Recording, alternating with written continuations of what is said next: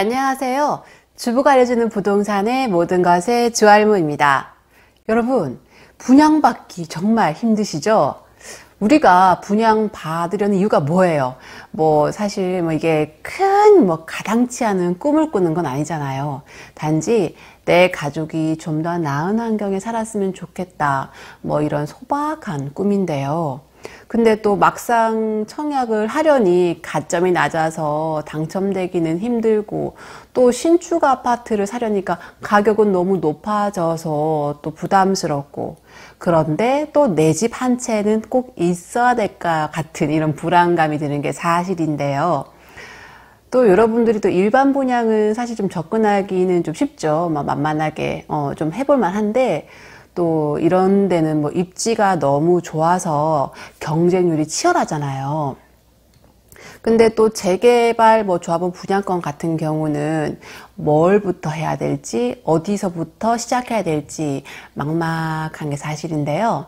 이러한 점만 알면은 재개발 분양권 그리고 입주권도 접근해 볼만 하다 해서 오늘 영상 만들어 봤습니다. 우리 재개발 구역 임장 갔을 때 체크할 사항에 대해서 알려드릴게요. 첫 번째는요, 이 지역이 재개발인지 재건축인지 확실하게 알고 가는 거예요. 어떤 곳은 단독주택만 이렇게 즐비하게 있어서 여기 단독주택 재개발 인 줄 알았는데 나중에 알고 보니까 재건축 지역인 거죠. 그러면 큰일 납니다. 재건축과 재개발의 차이점은 제가 예전 영상에서 한번 알려드린 적이 있었죠. 전매 제한이라든지 규제 자체가 틀리니까 임장하기 전에 반드시 이 구역이 재개발 구역인지 재건축 구역인지 명확히 알고 가셔야 돼요. 서울시 같은 경우는 서울 클린 서비스라 해서 정보를 제공하는데요. 예를 들어서 서초구 방배동 이렇게 치면 여기가 재건축인지 재개발하는 곳인지 그게 검색에 떠요. 각 지자체마다 제공하는 서비스가 있으니까 임장하시기 전에 꼭 확인해 보시고요. 두 번째는 조합 설립 인가가 됐냐 안 됐냐입니다. 임장을 가보면 구역이 지정됐다, 추진위원회 승인됐다 하고 플랜카드 이렇게 쫙 붙어져 있고, 그러면 또 우리 입장에서는 뭔가 진행될 느낌이네 하고 이렇게 막 긴장감 조바심에 덥석 매수하는 경우가 간혹 있는데요. 재개발 사업 절차를 간략히 말씀을 드리면요. 처음에 구역이 지정이 되고 그 다음에 추진위원회 승인되죠. 그럼 조합 설립 인가, 그 다음에 시공사 선정이 되고요. 그 다음에 사업시행 인가, 관리처분 인가, 분양 신청, 그리고 착공, 준공, 입주 이런 식으로 구역 지정이나 추진위원회 단계는 비교적 초반입니다. 사실요, 초반 같은 경우는 구역 지정이 취소가 되는 경우도 많고, 그리고 또 추진위와 승인 단계에서 조합원들의 동의서를 받는 거거든요. 사업으로 치면 이 기획 단계인 거예요.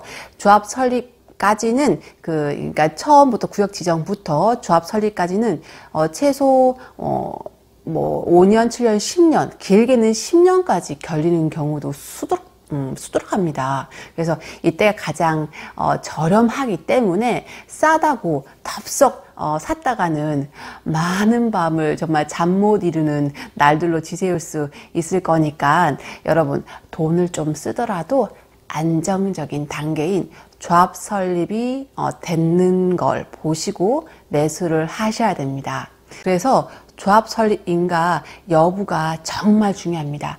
조합 설립이 됐어도요, 동의율을 75%를 빠듯하게 넘긴 거 말고요, 조금 넉넉하게 한 5%에서 7% 정도 넘긴 곳을 보십시오. 왜냐하면 중간에 만약에 75% 됐어도 현금 청산되거나 제외되는 경우가 생길 수 있으니까요, 동의율을 확인하시고 접근하십시오. 세 번째는요, 집을 보지 말고 동네를 보랍니다. 재개발 지역 임장 가게 되면은 심란합니다. 심란하죠. 하지만 그것만 보지 마세요. 요 주택이 차후에 어떻게, 이 주변 환경이 어떻게 변할지 한번 상상해 보십시오. 그리고 부동산에서 중요한 게 접도율인데요. 접도율이 낮은 곳, 그러니까 집이 도로에 접해 있는 부분이 큰지 적은지, 어떤 집은 차가 못 들어가는 집도 있습니다. 도로를 끼고 안 끼고가 감정평가 받을 때 굉장히 중요하고요. 그리고 차후에 임대를 하거나 팔 때도 훨씬 좋습니다.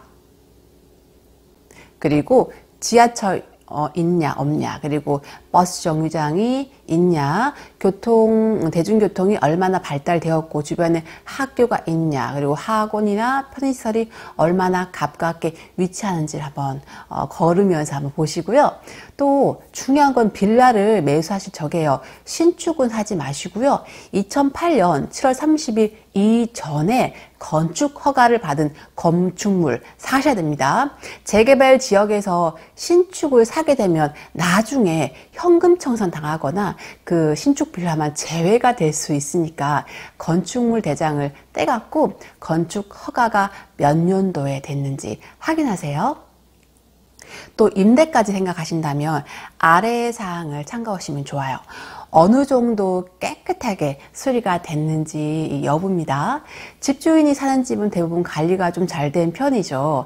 이런 집은 나중에 이렇게 세놓더라도 잘 나가고요. 또 깨끗한 집들이 수리비가 또 적게 들고 나중에 신경도 좀 덜 쓰게 되는 부분이 있습니다.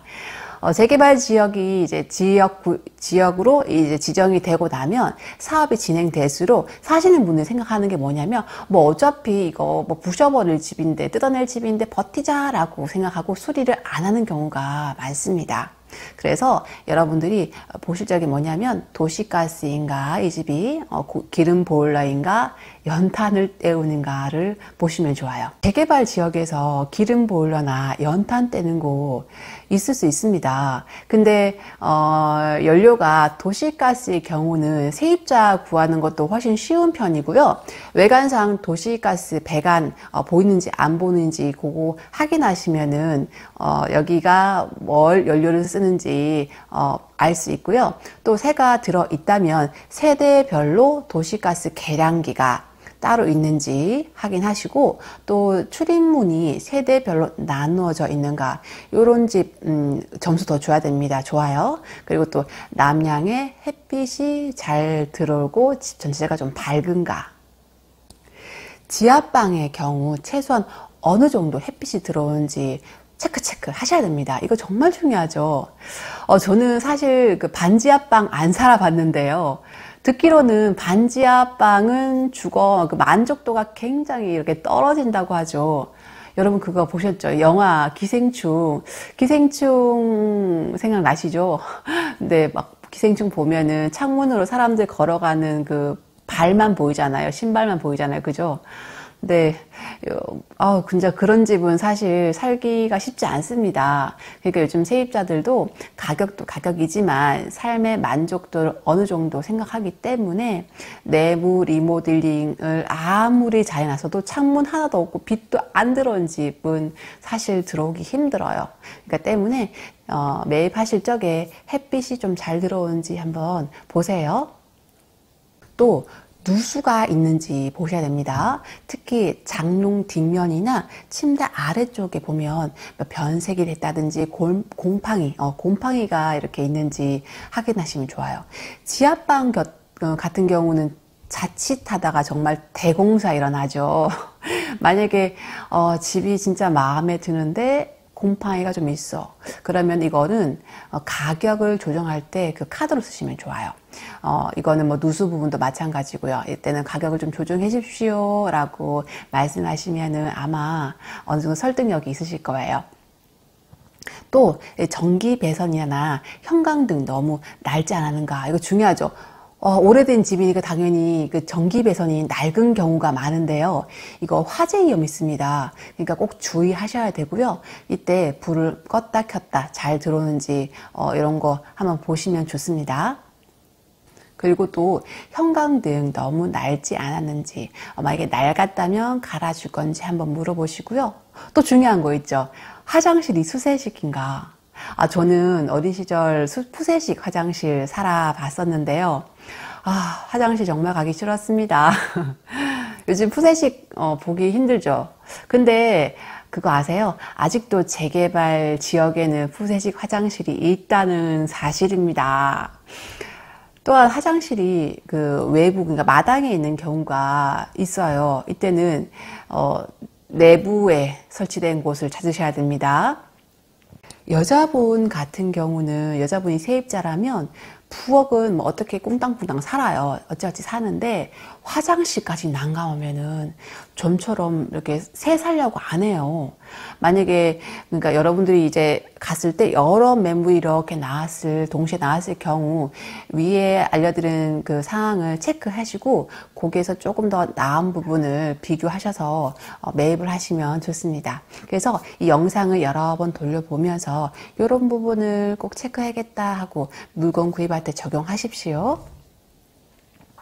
오늘 영상은 재개발 구역 인장할 때 주의 깊게 볼 점에 대해서 이야기 나눠봤습니다.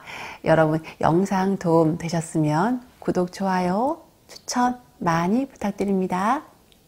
그럼 저는 더 좋은 영상으로 다음 시간에 또 찾아뵐게요. 여러분 성공 투자하세요. 네, 감사합니다. 안녕.